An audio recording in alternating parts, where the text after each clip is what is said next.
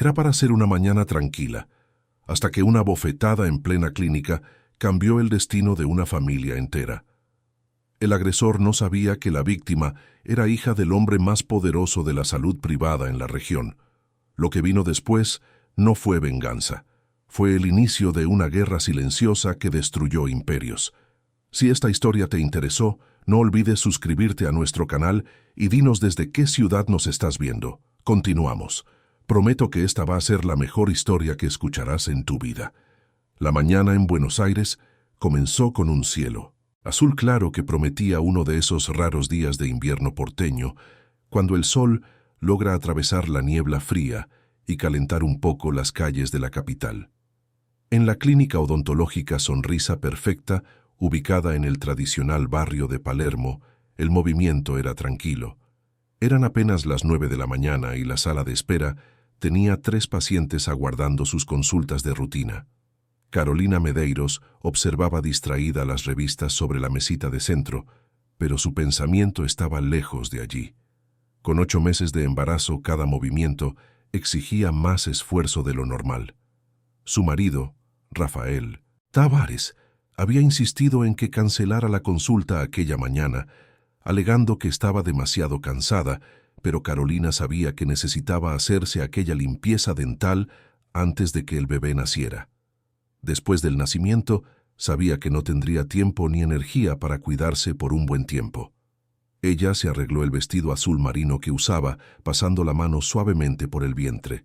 La pequeña Isabela, como ya habían decidido llamar a su hija, se movía con frecuencia, y en ese momento dio una patada fuerte que arrancó una sonrisa a Carolina. Era su primer hijo, y a pesar de toda la incomodidad física de los últimos meses, ella jamás se había sentido tan completa y feliz en la vida. La recepcionista, una joven llamada Julia, atendía el teléfono con su voz siempre amable y profesional. Del otro lado de la sala, un señor de cabellos canosos leía el periódico La Nación y una mujer de mediana edad revisaba su celular. El ambiente era pacífico, casi somnoliento, arrullado por el suave sonido de música instrumental que salía de los discretos altavoces instalados en el techo. Carolina no lo sabía, pero a pocas cuadras de allí, su marido Rafael estaba a punto de tomar una decisión que cambiaría todo. Él conducía su SUV importado por las calles del barrio, con el maxilar tenso y las manos apretando el volante con fuerza innecesaria. Rafael Tavares era conocido en el ámbito empresarial de Buenos Aires como un joven emprendedor de éxito. A los 35 años, había fundado TechSalud Soluciones, una empresa de tecnología orientada a la gestión hospitalaria que había crecido exponencialmente en los últimos 5 años. Aquella mañana, sin embargo, Rafael no estaba pensando en negocios o en innovación tecnológica. Su mente estaba consumida por una rabia que venía creciendo hacía semanas. Todo había comenzado cuando Carolina, incentivada por su familia, había decidido hacerse un procedimiento estético dental que él consideraba innecesario y caro. Rafael había argumentado que con la llegada del bebé deberían ahorrar, pero Carolina había insistido en que era algo importante para ella, algo que la haría sentirse mejor consigo misma. La discusión había escalado. Rafael sintió que estaba perdiendo el control sobre las decisiones de la casa, sobre su propia esposa. Y cuando Carolina finalmente cedió y accedió a cancelar el procedimiento estético, él pensó que había ganado aquella batalla. Pero aquella mañana, al verificar el extracto bancario, descubrió que el cargo todavía estaba allí. Carolina no lo había cancelado, le había mentido. La sensación de traición se apoderó de Rafael con una intensidad que él mismo no conseguía comprender completamente. Siempre había sido controlador, siempre había necesitado tener todo bajo su mando. Pero en los últimos meses, con el embarazo de Carolina, sentía que estaba siendo dejado de lado, que sus opiniones ya no importaban. La rabia hervía dentro de él mientras estacionaba el coche frente a la clínica odontológica.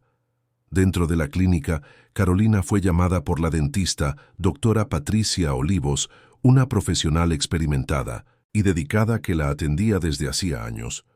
Conversaron animadamente sobre el embarazo, mientras Carolina se acomodaba en la silla. La consulta sería rápida, solo una verificación de rutina y una limpieza simple. Fue entonces cuando Rafael entró. La puerta de la clínica se abrió con fuerza, golpeando contra la pared y haciendo que todos en la sala de espera se giraran asustados.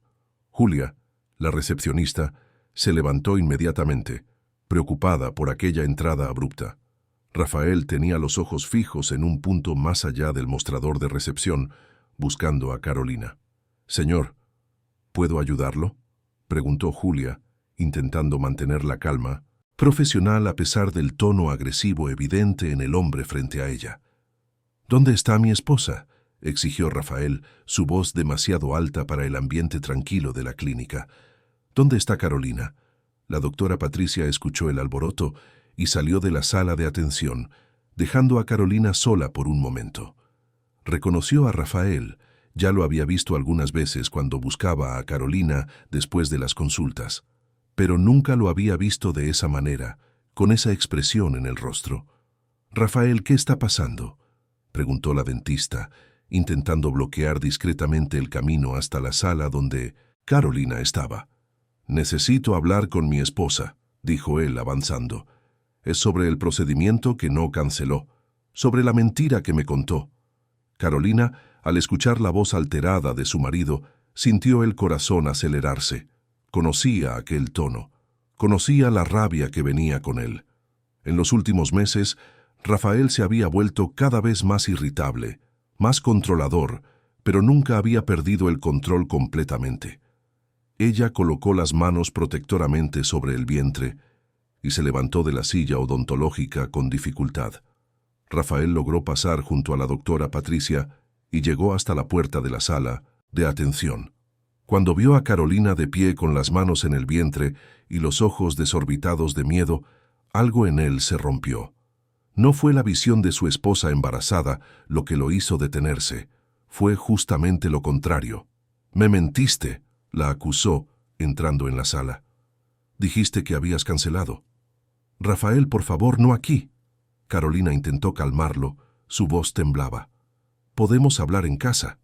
«No, vamos a hablar ahora», prácticamente gritó. «¿Crees que puedes hacer lo que quieras con nuestro dinero? ¿Crees que no merezco respeto?».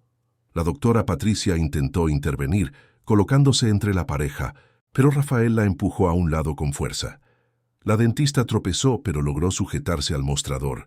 Julia, de la recepción, ya había tomado el teléfono para llamar a la policía. Sus manos temblaban mientras marcaba. Lo que sucedió a continuación pareció desarrollarse en cámara lenta para todos los presentes.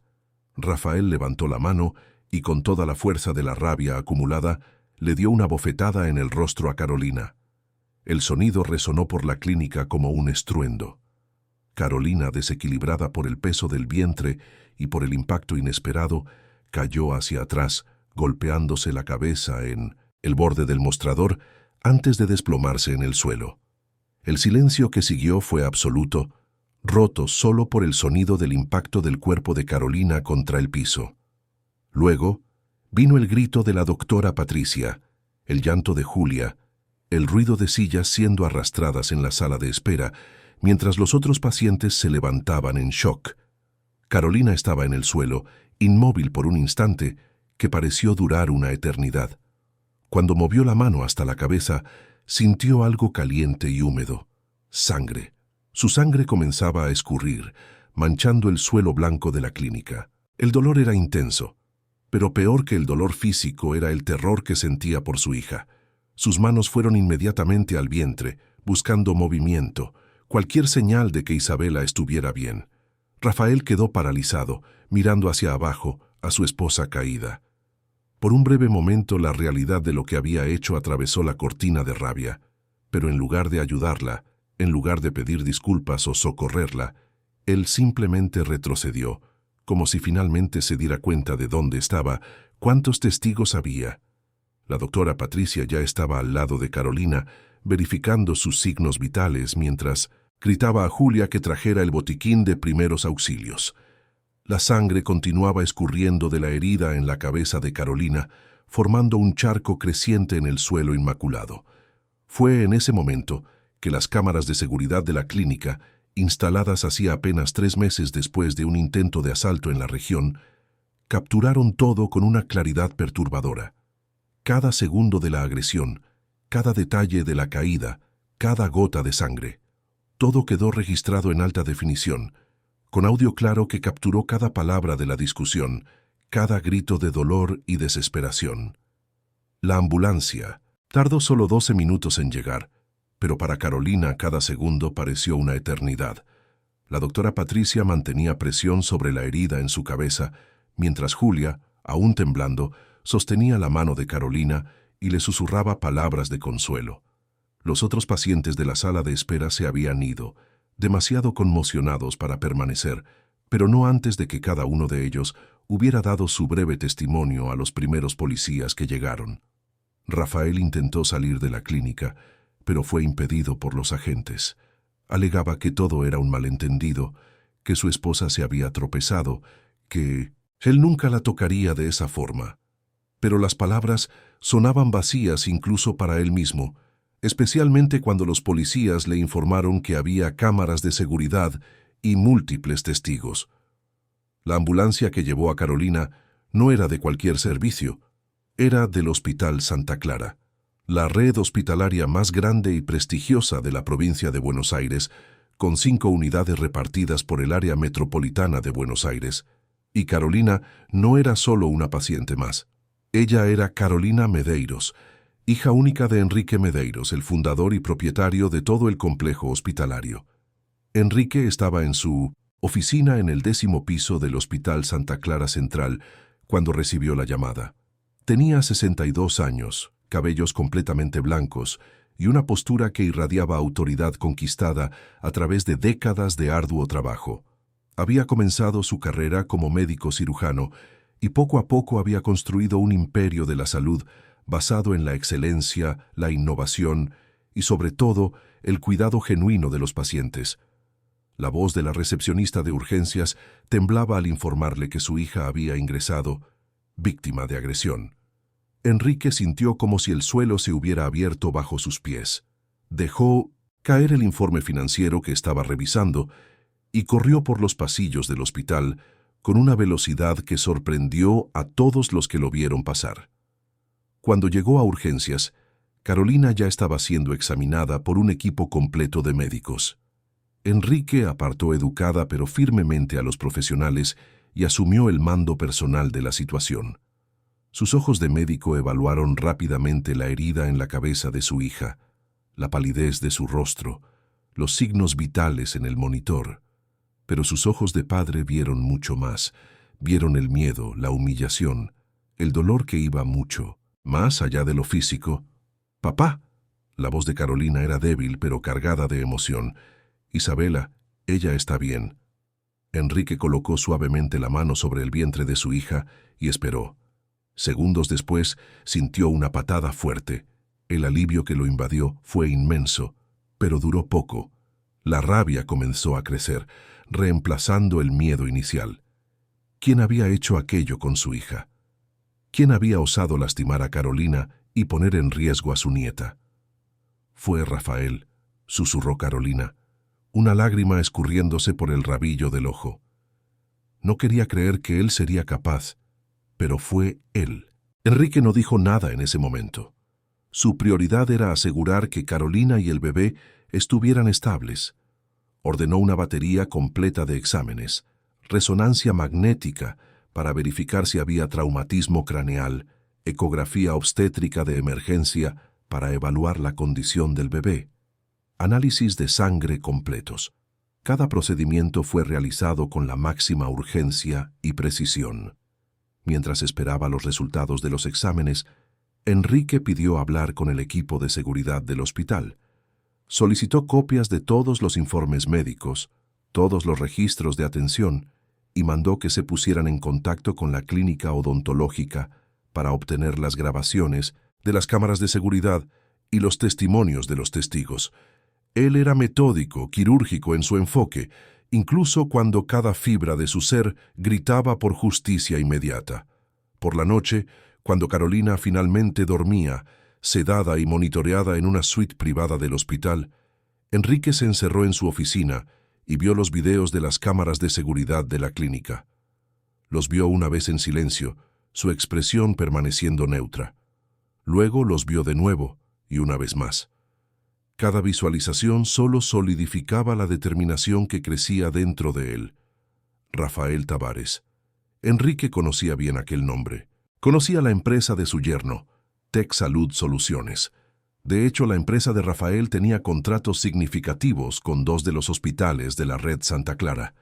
Contratos que movían millones de pesos anualmente, suministrando sistemas de gestión hospitalaria, expedientes electrónicos y plataformas de análisis de datos. Enrique tomó el teléfono y comenzó a hacer llamadas. La primera fue para Marcos Andrade, director jurídico del grupo hospitalario. Marcos era un abogado brillante, con 30 años de experiencia en derecho médico y empresarial. Enrique explicó la situación con voz controlada, pero Marcos pudo sentir la furia contenida en cada palabra. «Quiero que todos los contratos con Tech Salud Soluciones sean revisados inmediatamente», ordenó Enrique. «Busquen cualquier cláusula que permita la rescisión, y quiero esto hecho hoy». La segunda llamada fue para Beatriz Fonseca, jefa de tecnología de la información del grupo. Enrique instruyó que todos los accesos de Rafael a los sistemas hospitalarios fueran bloqueados inmediatamente. No importaba que fuera de madrugada, él quería aquello hecho antes del amanecer. Las llamadas continuaron. Enrique contactó a cada uno de los 5 directores de las unidades hospitalarias, informándoles de la situación y de las medidas que serían tomadas. Ninguno de ellos cuestionó. Enrique Medeiros era conocido por su justicia, por su integridad inquebrantable, y si él estaba tomando aquellas medidas drásticas, tenía buenas razones para ello. Cuando el sol salió sobre Buenos Aires al día siguiente, Rafael Tavares despertó en su casa vacía, sin tener idea de la tormenta que estaba a punto de caer sobre él. Había pasado la noche en la comisaría, prestando declaración, y había sido liberado solo bajo fianza y con una medida de protección que le impedía acercarse a Carolina. La realidad de lo que había hecho comenzaba a pesar sobre él, pero Rafael aún creía que podría controlar la situación, que podría arreglarlo todo con las palabras correctas, quizás con algunos regalos caros, ciertamente con el apoyo de sus abogados. La primera señal de que las cosas eran más graves de lo que imaginaba vino cuando llegó a la oficina de Tech Salud Soluciones. Su secretaria, Andrea, estaba visiblemente nerviosa. 3 hospitales habían llamado durante la mañana y todos querían hablar urgentemente con él. Rafael pidió que ella transfiriera la primera llamada. «Señor Tavares, aquí es el doctor Fernando Acosta, director del Hospital Santa Clara Norte». Estaba esperando que devolviera su llamada. El tono era frío, demasiado profesional. Rafael sintió una incomodidad instalarse en el estómago. «Buenos días, doctor. ¿En qué puedo ayudarlo?» «Señor Tavares, lamento informarle que el Hospital Santa Clara Norte rescindirá todos los contratos con Tech Salud Soluciones con efecto inmediato. Los documentos legales serán enviados hoy mismo». Rafael quedó en silencio por un momento, procesando la información. «¿Cómo así? Tenemos un contrato de 3 años. Todavía faltan 2 años para el término. No pueden simplemente rescindir». «De hecho, podemos. Hay una cláusula de rescisión por incumplimiento de conducta ética de proveedores. Esta cláusula está siendo invocada. Además, todos sus accesos a nuestros sistemas han sido bloqueados por cuestiones de seguridad». Antes de que Rafael pudiera responder, la llamada fue terminada. Aturdido, pidió a Andrea que conectara la siguiente llamada. Era del Hospital Santa Clara Central. El mensaje fue idéntico. La tercera llamada, del Hospital Santa Clara Sur, repitió el mismo patrón. En cuestión de 3 horas, Rafael perdió contratos que representaban el 40% de los ingresos anuales de Tech Salud Soluciones. Pero aquello fue solo el comienzo.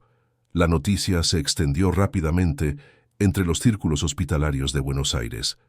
Si Enrique Medeiros había cortado relaciones con Tech Salud Soluciones, debía haber una razón grave. Y nadie Quería asociarse con una empresa que había caído en desgracia con el hombre más influyente del sector de la salud de la región. A lo largo del día, otros 3 hospitales menores, que no formaban parte del grupo Santa Clara, pero que respetaban profundamente a Enrique Medeiros, enviaron notificaciones de rescisión contractual o decisiones de no renovar contratos que estaban próximos a vencer.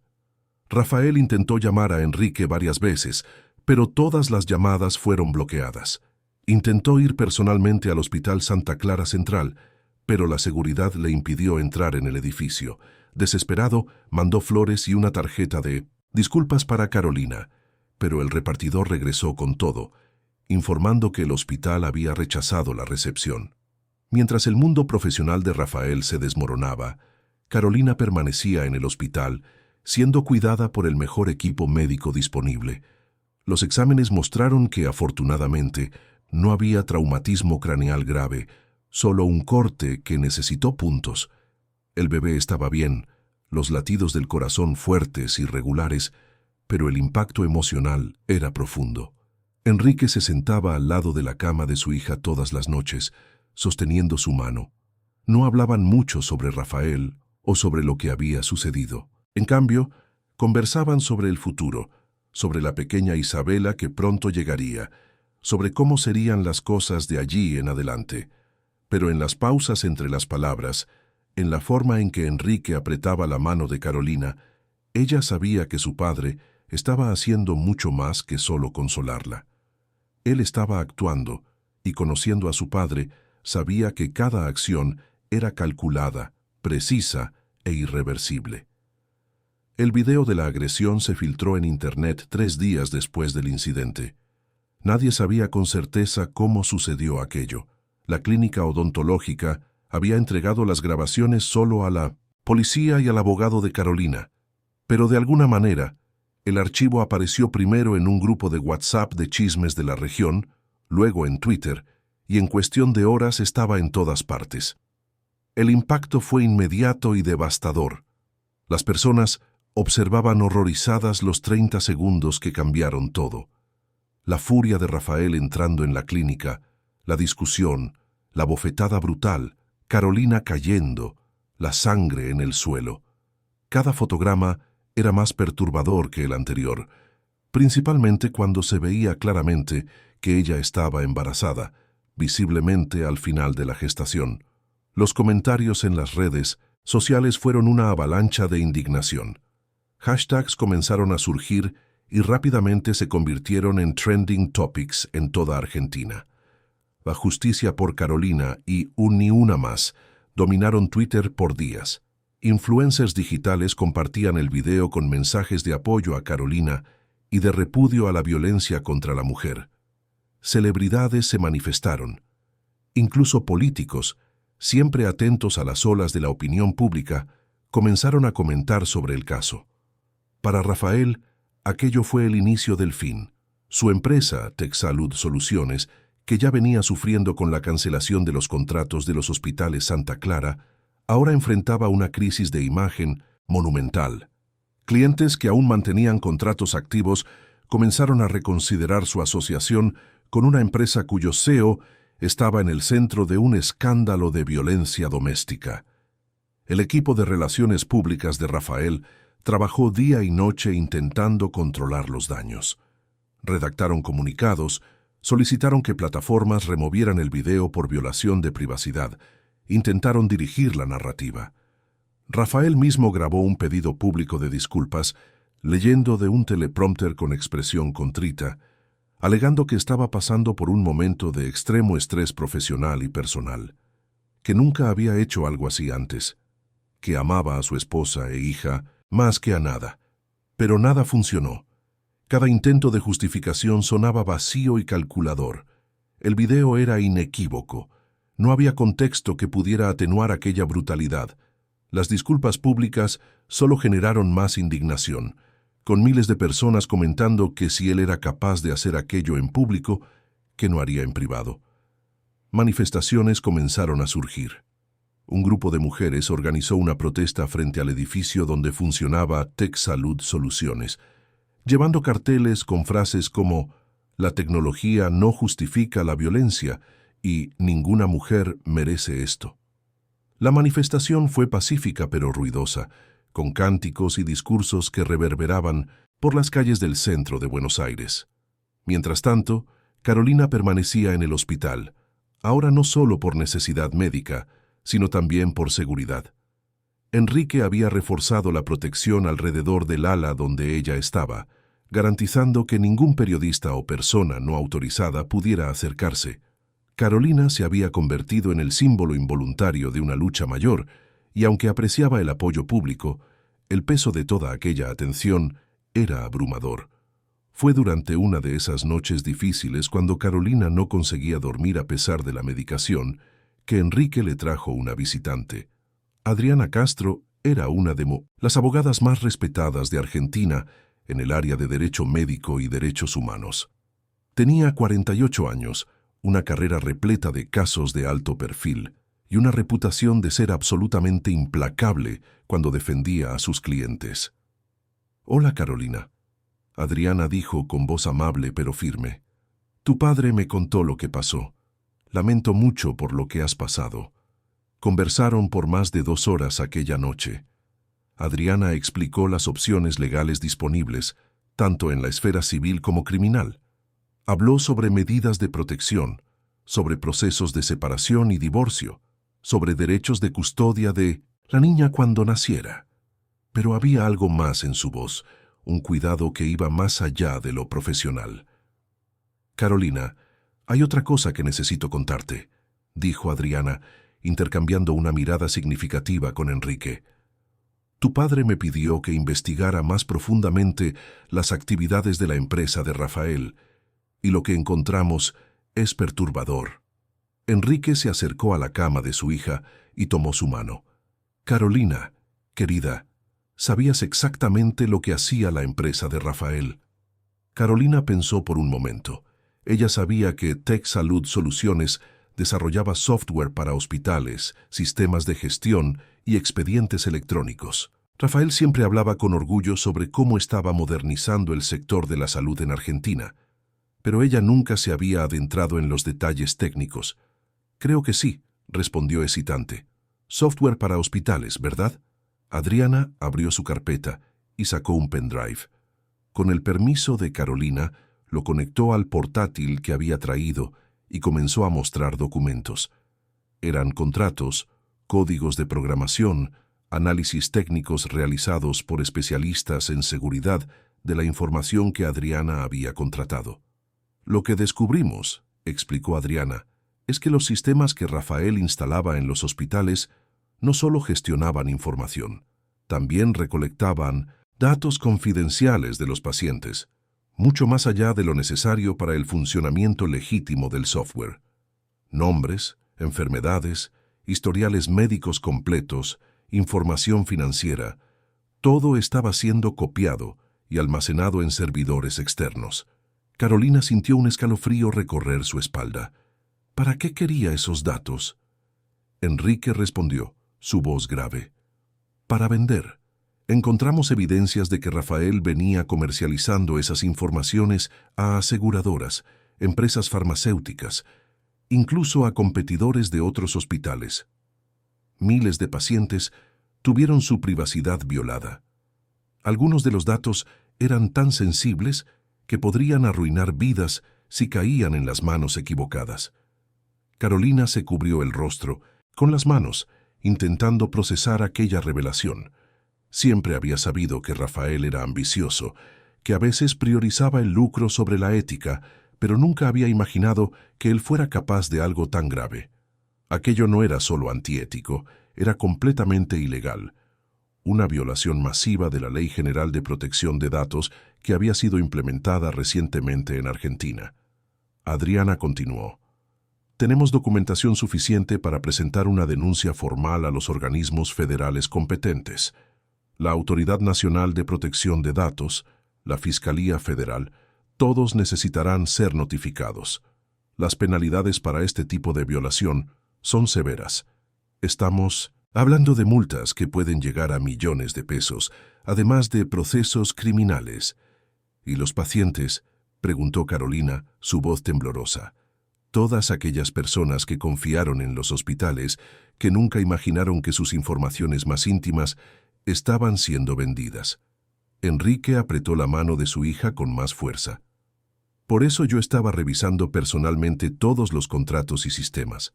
Tan pronto como descubrí lo que estaba sucediendo, corté todos los lazos con TechSalud Soluciones y estoy trabajando con mi equipo de TI para garantizar que todos los datos de nuestros pacientes fueron protegidos y que no hubo filtraciones a partir de nuestros hospitales.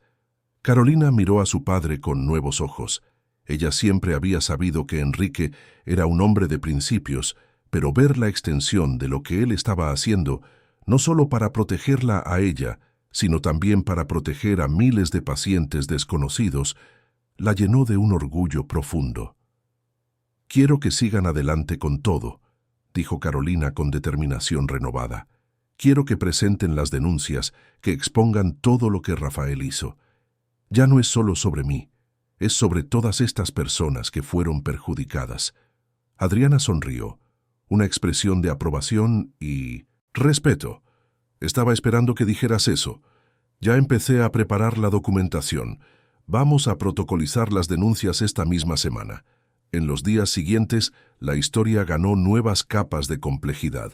Los medios, que ya estaban cubriendo intensamente el caso de violencia doméstica, ahora tenían un escándalo corporativo masivo para reportar. Periodistas de investigación comenzaron a desentrañar las prácticas de TechSalud Soluciones. Expertos en tecnología y derecho digital fueron invitados a programas de televisión para explicar las implicaciones de la filtración de datos médicos. La Fiscalía Federal abrió una investigación formal. La Policía Federal fue activada para investigar los aspectos criminales del caso. Oficinas de TechSalud Soluciones fueron blanco de allanamientos, con agentes federales saliendo de los edificios cargando cajas llenas de documentos y equipos electrónicos. Los inversores de la empresa entraron en pánico. Muchos de ellos no tenían idea de la extensión de las actividades ilegales de Rafael, y ahora se veían potencialmente cómplices de un esquema criminal. Comenzaron a distanciarse, vendiendo sus acciones por precios cada vez más bajos.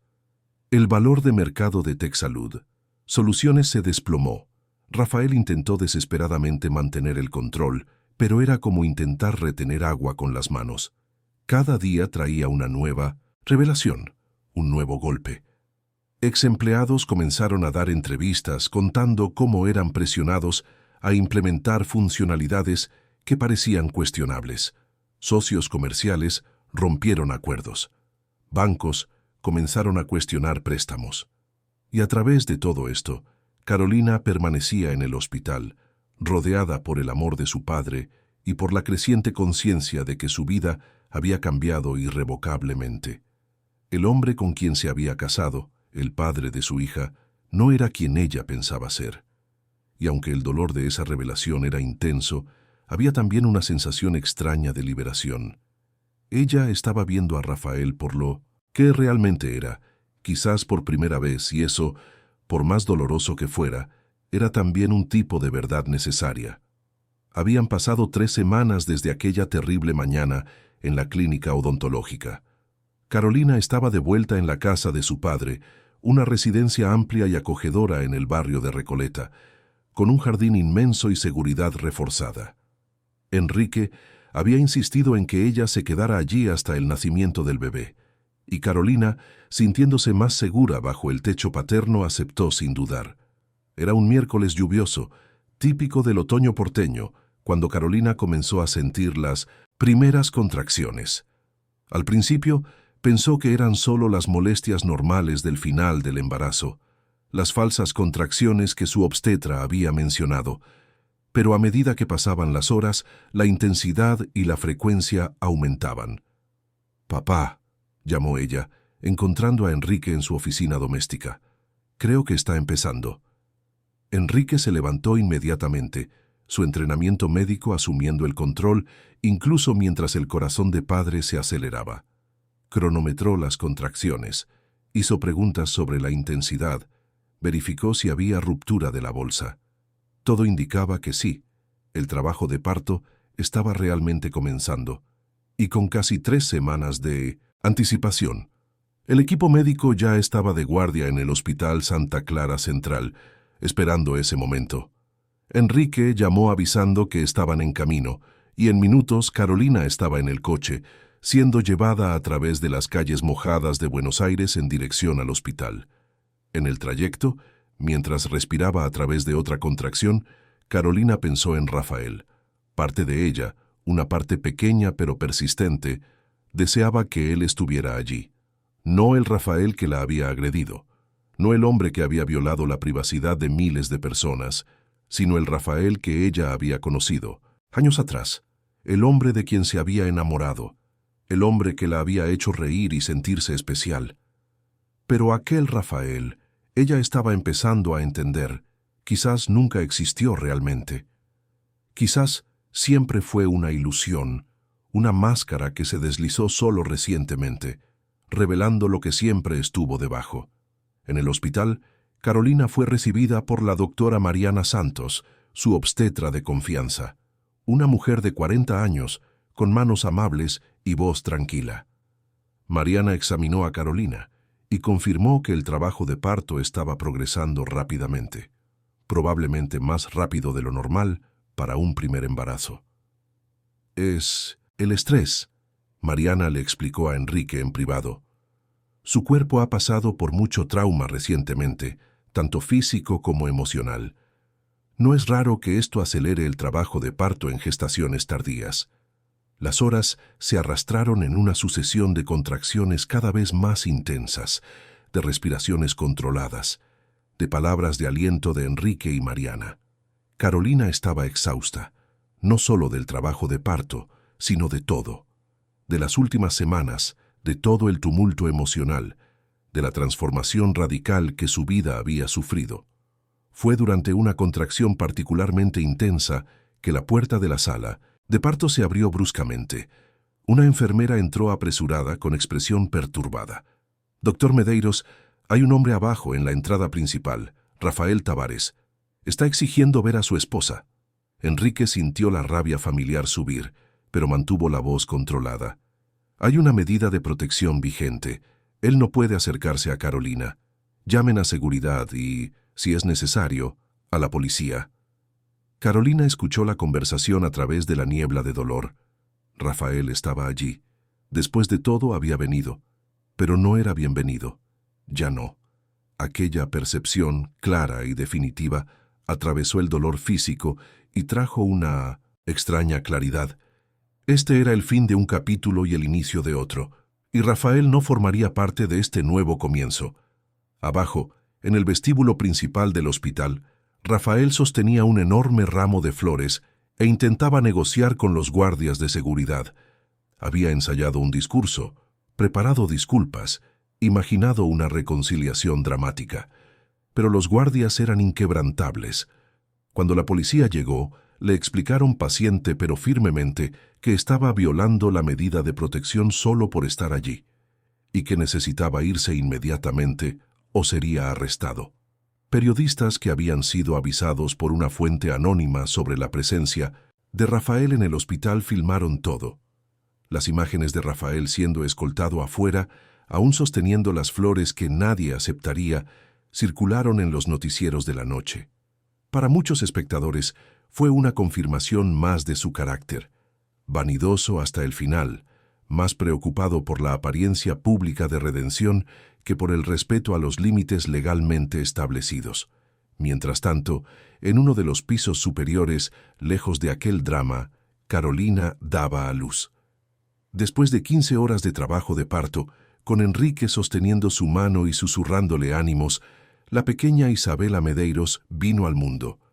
Nació llorando, fuerte, con un buen peso a pesar de la ligera prematuridad, perfecta en todos los aspectos.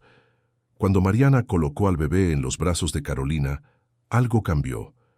Todos los dolores, todos los miedos, todas las incertidumbres, todo pareció simultáneamente disminuir e intensificarse.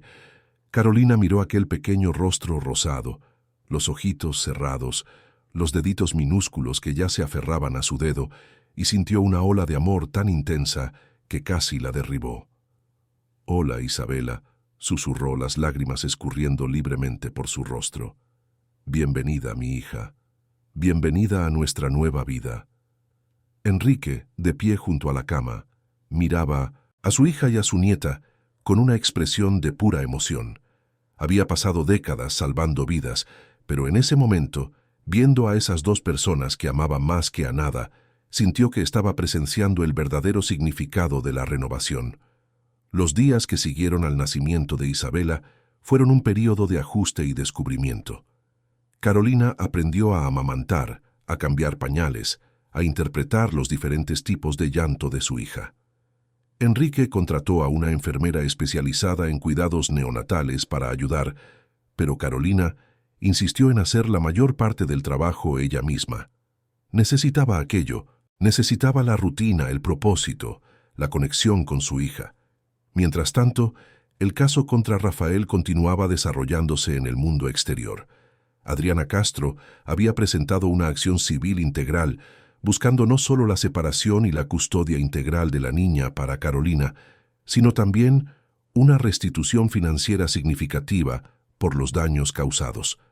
La denuncia criminal por lesiones corporales seguía su curso, con la Fiscalía presentando todas las evidencias, incluyendo el video de la agresión y los testimonios de los testigos. Pero quizás aún más devastador para Rafael fue el proceso federal relacionado con la violación de datos. La investigación de la Policía Federal había descubierto la extensión completa del esquema. Más de 50.000 pacientes habían visto sus datos comprometidos, información sobre condiciones médicas sensibles, incluyendo diagnósticos de VIH, tratamientos psiquiátricos, cirugías de fertilización asistida. Todo había sido recolectado y vendido. Las víctimas comenzaron a manifestarse. Una mujer contó en una entrevista emocionante cómo descubrió que su aseguradora había cancelado su póliza después de comprar información sobre un diagnóstico de cáncer que ella había mantenido en privado. Un hombre reveló que perdió una oportunidad de empleo después de que la empresa, de alguna manera, tuvo acceso a su historial de tratamiento para la depresión. Las historias eran devastadoras, cada una de ellas un recordatorio del daño real que la violación de privacidad podía causar. Un movimiento comenzó a formarse, liderado por algunas de las víctimas más vocales y apoyado por organizaciones de derechos digitales. Exigían no solo justicia contra Rafael, sino cambios estructurales para garantizar que esto nunca volviera a suceder. Querían una regulación más estricta sobre las empresas de tecnología médica, auditorías independientes, penas más severas para las violaciones. Adriana, viendo el potencial de aquel movimiento, sugirió a Carolina que considerara convertirse en portavoz, no solo como víctima de la agresión física, sino como alguien que podría representar a todas las víctimas del esquema de datos. Carolina estaba amamantando a Isabela cuando Adriana hizo la propuesta. Miró a su hija, tan pequeña y vulnerable, y pensó en el mundo en que Isabela crecería. Sería un mundo donde las mujeres aún eran víctimas de violencia doméstica.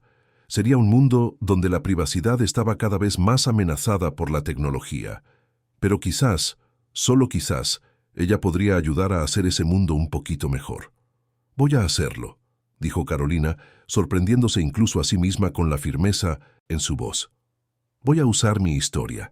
Si esto puede ayudar a otras personas, si puede marcar alguna diferencia, entonces vale la pena». La primera aparición pública de Carolina después del nacimiento de Isabela fue cuidadosamente planificada. Sería una entrevista exclusiva para un programa de televisión de gran audiencia, conducida por una periodista conocida por su sensibilidad al tratar temas difíciles. Carolina estaba nerviosa, pero determinada. La noche de la entrevista, millones de argentinos sintonizaron para escuchar a Carolina contar su historia con sus propias palabras. Habló sobre la agresión, sobre la humillación y el dolor, pero también sobre la fuerza que encontró en sí misma y en su familia. Habló sobre el descubrimiento del esquema de datos y sobre cómo aquello había afectado a miles de personas inocentes. Y habló sobre Isabela, sobre cómo la maternidad le había dado una nueva perspectiva sobre lo que realmente importaba en la vida.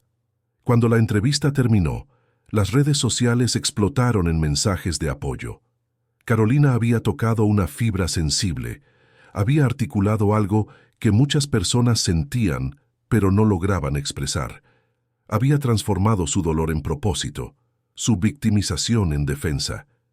El juicio de Rafael Tavares comenzó en una fría mañana de julio, 6 meses después de la agresión en la clínica odontológica. Los juzgados centrales de Buenos Aires estaban rodeados por una multitud.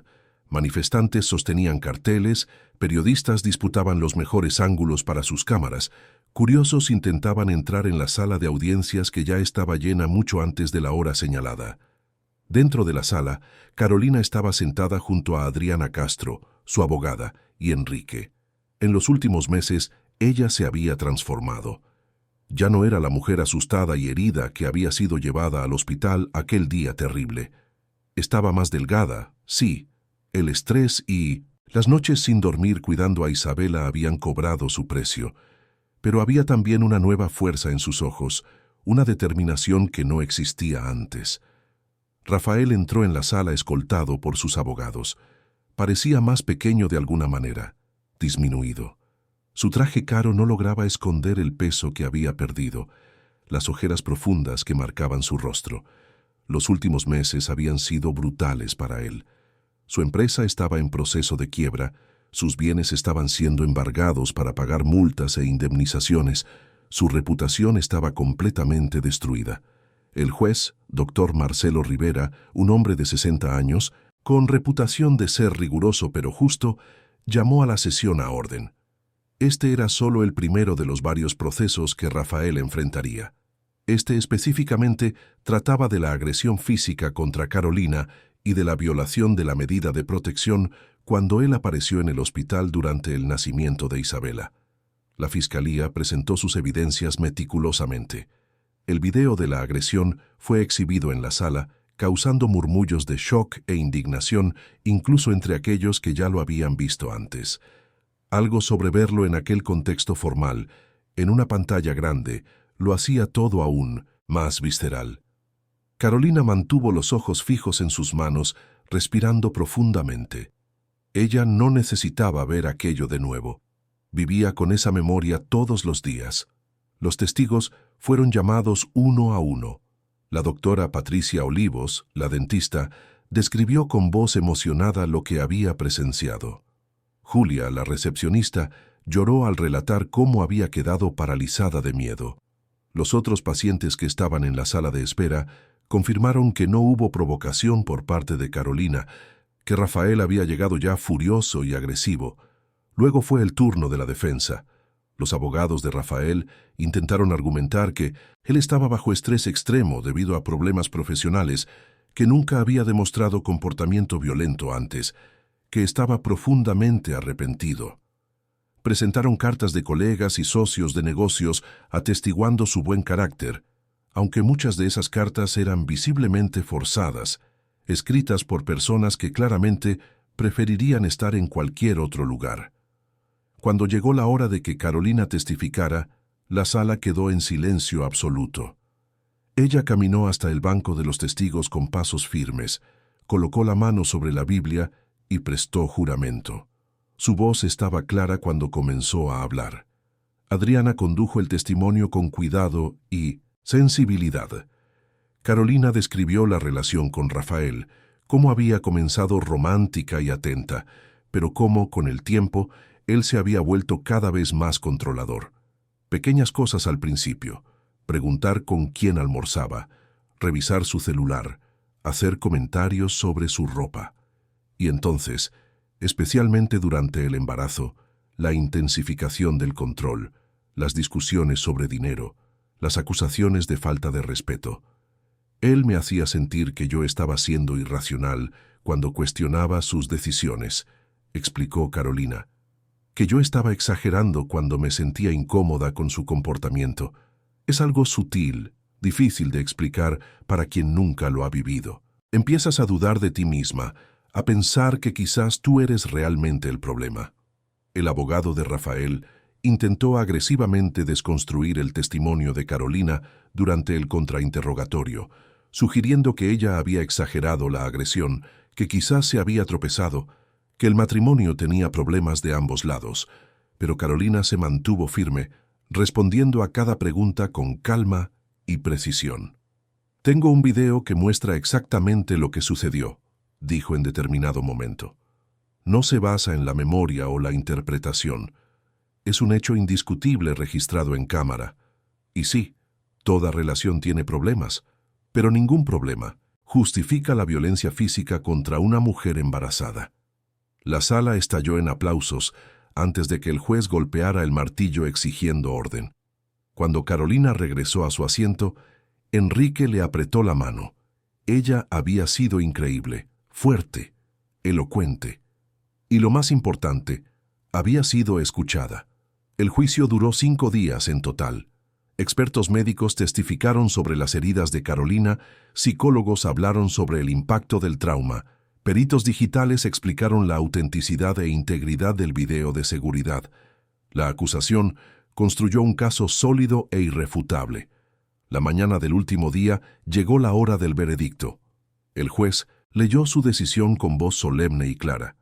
Rafael Tavares fue declarado culpable de lesiones corporales y de violación de medida de protección.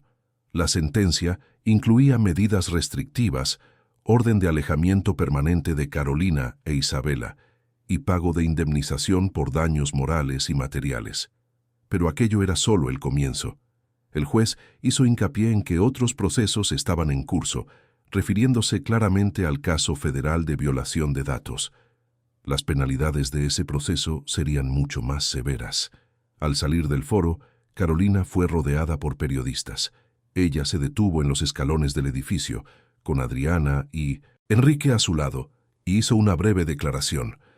«Hoy se hizo justicia no solo para mí, sino para todas las mujeres que alguna vez fueron silenciadas, que alguna vez fueron hechas sentir que su dolor no importaba.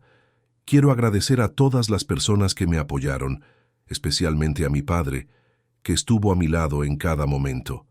Y quiero decir a cualquier mujer que esté pasando por algo similar, su voz importa, su historia importa, y no está sola». Las palabras de Carolina fueron transmitidas y retransmitidas por todo el país. Mientras tanto, el proceso federal contra Rafael avanzaba rápidamente.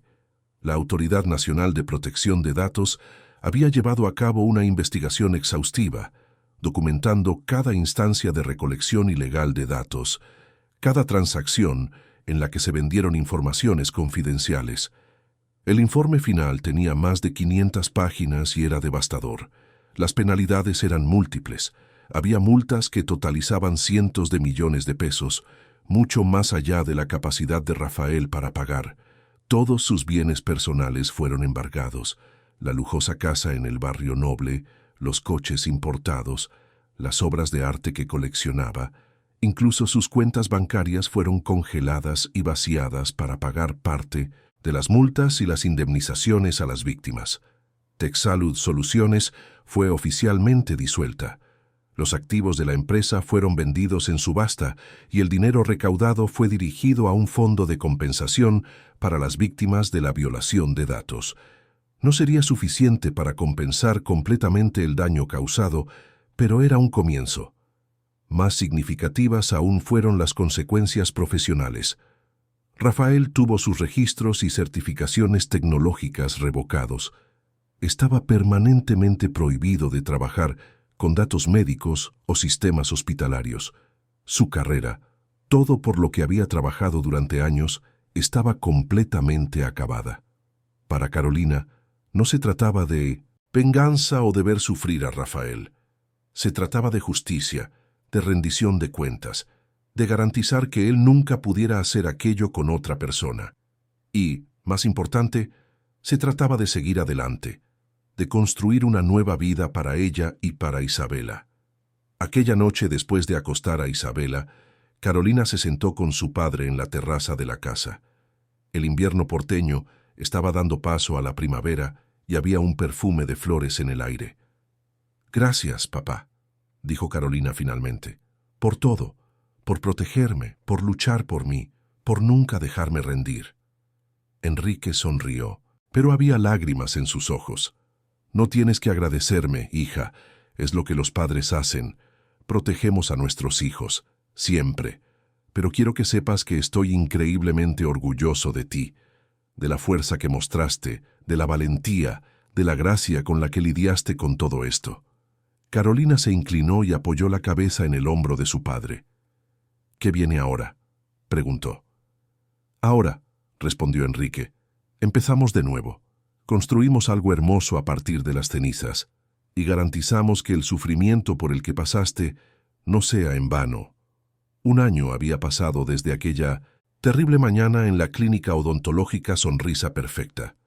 Carolina estaba de pie frente al mismo edificio, pero ahora tenía una nueva placa en la entrada: Centro de Acogida Isabela Medeiros. La transformación del espacio había sido completa. Donde antes funcionaba solo una clínica odontológica, ahora había un centro dedicado al apoyo de víctimas de violencia doméstica. La idea había surgido 3 meses después del juicio de Rafael. Carolina estaba en casa, meciendo a Isabela para dormir, cuando su padre llegó con una propuesta. La dueña de la clínica odontológica, doctora Patricia, había decidido vender el espacio. Los recuerdos de lo que había sucedido allí eran demasiado pesados, y muchos pacientes habían dejado de frecuentar el lugar después de que el incidente se hiciera público. ¿Y si lo compráramos?, había sugerido Enrique, y transformáramos ese lugar en algo positivo, algo que ayudara a otras mujeres. Al principio, Carolina había dudado. La idea de volver a aquel lugar, aunque transformado, traía de vuelta recuerdos dolorosos. Pero cuanto más pensaba en ello, más sentido tenía la idea. Era una forma de resignificar aquel espacio, de transformar un lugar de trauma en un lugar de curación y esperanza. Con el apoyo financiero de Enrique y la asistencia legal de Adriana, el proyecto tomó forma rápidamente. El Centro de Acogida Isabela Medeiros ofrecería apoyo psicológico gratuito, asistencia jurídica, orientación profesional e incluso albergue temporal para mujeres que necesitaran salir de situaciones de violencia. Sería un espacio seguro, acogedor, donde nadie sería juzgada y donde todas recibirían el apoyo necesario para reconstruir sus vidas. Carolina estaba involucrada en cada detalle del proyecto. Trabajó con arquitectos para rediseñar el espacio, eligió colores suaves y acogedores para las paredes, seleccionó muebles cómodos, garantizó que hubiera áreas de recreo para niños que acompañaran a sus madres.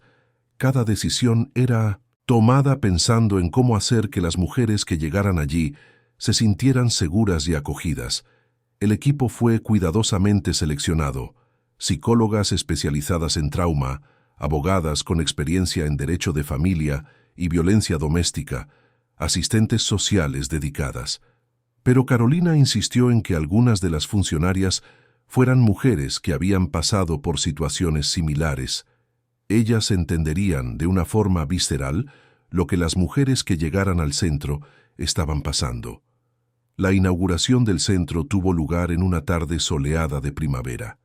Cientos de personas asistieron: autoridades locales, representantes de organizaciones de derechos humanos, periodistas, pero principalmente mujeres comunes que habían sido inspiradas por la historia de Carolina y que querían demostrar su apoyo.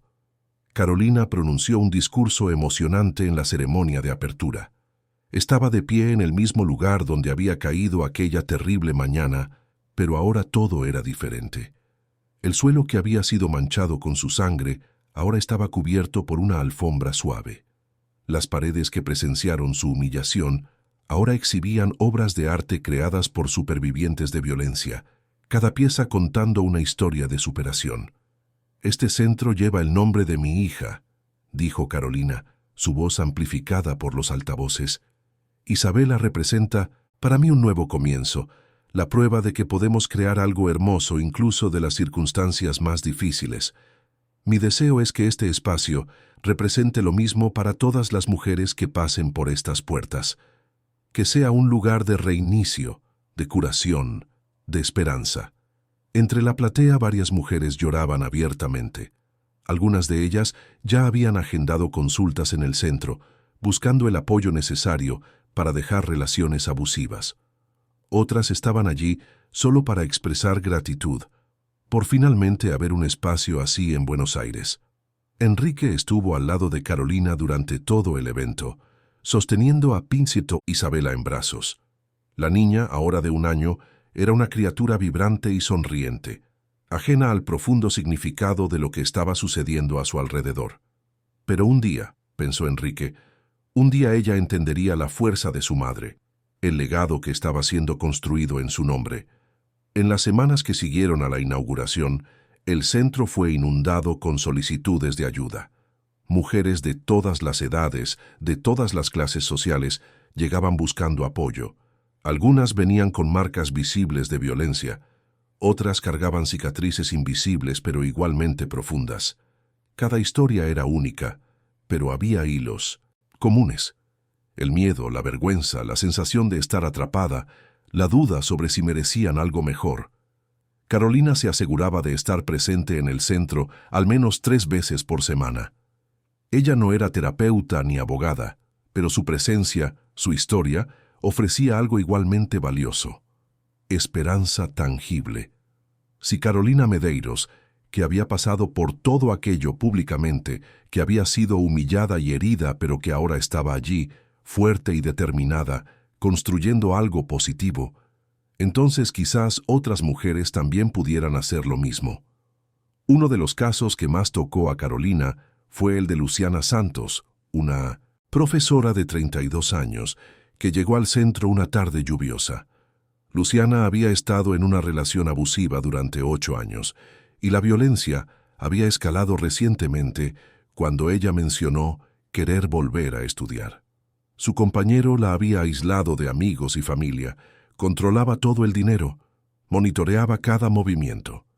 Carolina se sentó con Luciana en una de las salas de acogida del centro, sosteniendo su mano mientras ella lloraba y contaba su historia. Había tanto de la propia experiencia de Carolina en aquel relato: el control gradual, la erosión de la autoestima, la sensación de no tener a dónde ir. «Mereces ser feliz», le dijo Carolina a Luciana. «Mereces estar segura, y nosotros te ayudaremos a conseguirlo». El equipo del centro trabajó intensivamente con Luciana. Una abogada la ayudó a obtener una medida de protección y a iniciar el proceso de separación. Una psicóloga trabajó con ella para reconstruir su confianza y procesar el trauma. Una asistente social la ayudó a encontrar un albergue temporal seguro y a inscribirse en programas de ayuda financiera. En 3 meses, Luciana estaba viviendo en su propio apartamento, había vuelto a tener contacto con su familia y estaba matriculada en un curso de posgrado. Casos como el de Luciana se multiplicaban. El centro estaba marcando una diferencia real en la vida de mujeres reales, y eso llenaba a Carolina de un sentido de propósito que ella nunca había experimentado antes. Pero el trabajo de Carolina no se limitaba al centro.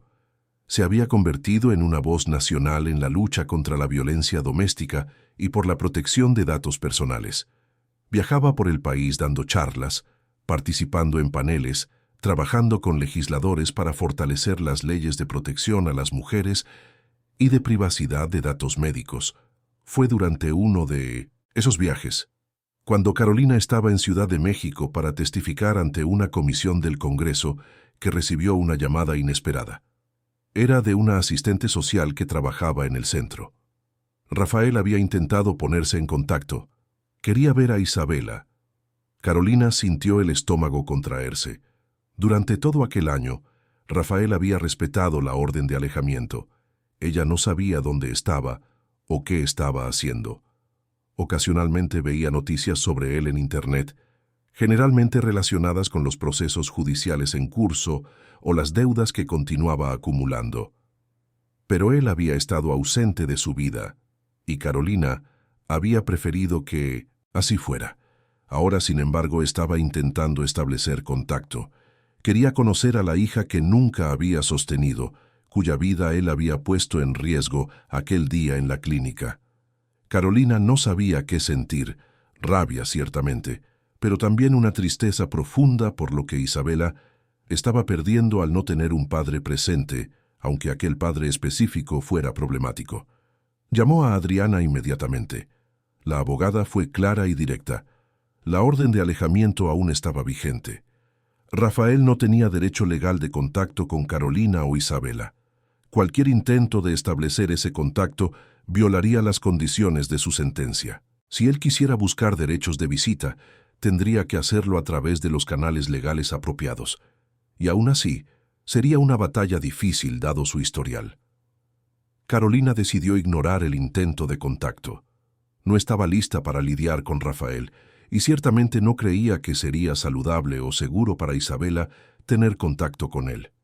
Quizás un día, cuando Isabela fuera mayor y pudiera tomar sus propias decisiones, las cosas serían diferentes.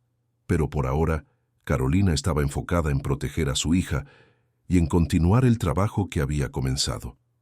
2 años habían pasado desde aquella mañana que cambió todo. Carolina estaba sentada en los escalones de la antigua casa de su abuela, una casona histórica en el barrio de San Telmo que Enrique había restaurado y transformado en la sede administrativa de la Fundación Isabela Medeiros. Lo que había comenzado como un único centro de acogida en Buenos Aires se había expandido a 7 unidades repartidas por la provincia de Buenos Aires con planes de expansión a Córdoba y Santa Fe. La fundación se había convertido en referencia nacional en apoyo a víctimas de violencia doméstica. No solo ofrecían soporte psicológico y jurídico, sino también programas de capacitación profesional, ayuda para que las mujeres emprendieran sus propios negocios, grupos de apoyo para niños que presenciaron violencia, e incluso un programa innovador de identificación temprana de señales de abuso en clínicas y hospitales asociados. Fue este último programa el que había traído reconocimiento especial a la Fundación. El equipo de Carolina había desarrollado un protocolo de entrenamiento para profesionales de la salud, enseñándoles a identificar señales sutiles de violencia doméstica y a ofrecer recursos de forma sensible y discreta. El protocolo estaba siendo implementado en hospitales por toda Argentina, incluyendo, naturalmente, en toda la red Santa Clara. Enrique había apoyado cada paso del crecimiento de la Fundación, no solo financieramente, sino también con su experiencia y sus conexiones en el sector de la salud. A los 64 años, había comenzado a alejarse gradualmente de la gestión diaria de los hospitales, delegando más responsabilidades a su equipo de confianza. Esto le daba más tiempo para dedicar a la Fundación y, más importante, para ser el abuelo presente que deseaba ser para Isabela. La niña, ahora de 3 años, era inteligente y curiosa, constantemente haciendo preguntas sobre todo. Todavía no entendía completamente por qué no tenía un padre como otros niños, pero Carolina se estaba preparando para aquella conversación inevitable. Cuando llegara el momento, sería honesta con Isabela, adaptando la verdad a la edad de la niña, garantizando que ella entendiera que nada de lo que sucedió fue culpa suya. Aquella tarde específica, Carolina estaba esperando a alguien especial. Luciana Santos, la profesora que había llegado al centro 2 años antes buscando ayuda para salir de una relación abusiva, venía a visitarla. Luciana se había transformado completamente. Había concluido su maestría en educación, estaba trabajando como coordinadora pedagógica en una escuela particular y se había convertido en voluntaria activa en la Fundación, facilitando grupos de apoyo para otras supervivientes. Pero no era solo para una visita de cortesía que Luciana venía. Tenía una noticia para compartir. Cuando llegó, su rostro estaba radiante de felicidad. «Carolina», dijo, apenas conteniendo la emoción. «Conocí a alguien, un hombre bueno, amable, que me respeta, que me apoya, y pude confiar en él. Pude abrir mi corazón de nuevo. Pensé que nunca sería capaz de eso después de todo lo que pasé, pero tenías razón. Era posible volver a empezar». Las 2 mujeres se abrazaron, llorando lágrimas de alegría. Para Carolina, aquel momento representaba todo por lo que la Fundación trabajaba. No solo sacar a mujeres de situaciones de peligro, sino ayudarlas a reconstruir vidas plenas, saludables, felices. La conversación con Luciana hizo que Carolina reflexionara sobre su propio viaje. Ella también había cambiado tanto en esos 2 años. Había descubierto una fuerza interior que no sabía poseer. Había encontrado un propósito que iba mucho más allá de ella misma. Había construido una red de apoyo y amistad con mujeres increíbles que compartían su misión. En cuanto a las relaciones románticas, Carolina no estaba lista. Quizás algún día, pero por ahora estaba enfocada en Isabela y en el trabajo de la fundación, y estaba en paz con eso. No necesitaba un compañero para sentirse completa o realizada. Aquella noche, después de que Luciana se fuera, Carolina se preparó para un evento especial. La fundación estaba organizando una gran gala benéfica para recaudar fondos para la expansión. Se realizaría en el Salón Noble de uno de los hoteles más prestigiosos de Buenos Aires, y todas las figuras prominentes de la ciudad habían sido invitadas. Empresarios, políticos, artistas, formadores de opinión. Carolina usó un elegante vestido azul marino, se recogió el cabello en un hindú sofisticado moño y se puso el collar de perlas que había sido de su abuela. Cuando se miró en el espejo, vio a una mujer que reconocía, pero que era también fundamentalmente diferente de la persona que había sido 2 años atrás. Los ojos eran los mismos, pero ahora llevaban la sabiduría conquistada a través del sufrimiento y la superación. La gala fue un éxito rotundo. El salón estaba decorado con elegancia, música suave sonaba de fondo, camareros circulaban con copas de champán. Pero el momento más emocionante de la noche fue cuando Carolina subió al escenario para dar su discurso de agradecimiento. Las luces se apagaron, dejando solo un foco sobre ella. Carolina respiró hondo y comenzó a hablar, su voz clara y fuerte resonando por el salón silencioso. Buenas noches a todos. Gracias por estar aquí. Hace 2 años, yo estaba en el peor momento de mi vida. Había sido agredida, humillada, estaba embarazada y aterrorizada por lo que el futuro me deparaba a mí y a mi hija. Si alguien me hubiera dicho en ese momento que estaría aquí hoy, hablándoles sobre una fundación que ayuda a miles de mujeres, probablemente no lo habría creído. Hizo una pausa, dejando que las palabras calaran. Pero algo extraordinario sucedió. Mi padre, que está aquí con nosotros hoy, me mostró lo que significa amar incondicionalmente, lo que significa luchar por aquellos que amamos. Mi abogada, Adriana Castro, también presente, me enseñó que la justicia, aunque a veces lenta, es posible. Y las mujeres que encontré a lo largo de este viaje me enseñaron que somos mucho más fuertes de lo que imaginamos. Carolina miró al público, haciendo contacto visual con diferentes personas.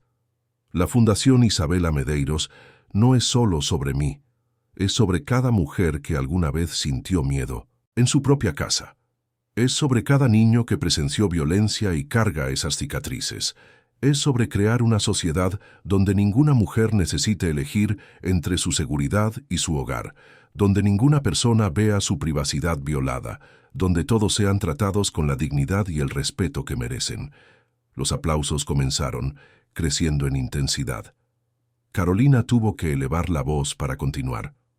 Los fondos recaudados esta noche permitirán que expandamos nuestro trabajo, que alcancemos a más mujeres, que salvemos más vidas. Pero más importante que el dinero es el mensaje que estamos enviando. Nos importa. Creemos en las supervivientes. Y nunca, nunca desistiremos de esta lucha. Cuando Carolina bajó del escenario, fue rodeada por personas que querían felicitarla, compartir sus propias historias, ofrecer apoyo. Entre la multitud, vio a Enrique, con Isabela durmiendo en sus brazos. Su padre estaba llorando, pero sonriendo al mismo tiempo, y Carolina supo que aquellas eran lágrimas de orgullo. La gala recaudó casi 2 millones de pesos, mucho más allá de las expectativas. Pero quizás aún más valiosas fueron las conexiones hechas, las conversaciones iniciadas, la concienciación expandida. En las semanas siguientes, Carolina recibió una invitación inesperada. El Ministerio de Salud quería que integrara una comisión nacional sobre violencia doméstica y privacidad de datos médicos. Sería una oportunidad de influir en políticas públicas a nivel federal, de transformar las lecciones aprendidas en Buenos Aires en cambios sistemáticos en todo el país. Carolina aceptó sin dudar. Era un paso más en la jornada que había comenzado involuntariamente en aquella clínica odontológica, pero que ahora ella abrazaba completamente. Una mañana de domingo, casi 3 años después de aquel día fatídico, Carolina llevó a Isabela de vuelta a la clínica Sonrisa Perfecta, ahora centro de acogida Isabela Medeiros.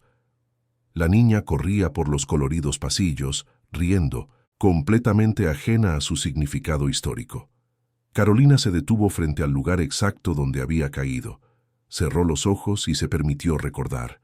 El dolor, el miedo, la sangre, la sensación de impotencia. Pero luego abrió los ojos y miró a su alrededor. Veía las paredes decoradas con arte esperanzador, los muebles cómodos, el mural con fotos de mujeres que habían sido ayudadas por el centro. Escuchaba el sonido de Isabela riendo, de empleadas conversando amablemente con una nueva cliente, de vida y renovación resonando por el espacio. Este lugar había sido escenario de la peor experiencia de su vida, pero ella lo había transformado. Había tomado aquel dolor, aquella rabia, aquel trauma, y había creado algo hermoso, algo que estaba marcando una diferencia real en el mundo. Carolina respiró hondo, sintiendo una paz profunda establecerse en su pecho.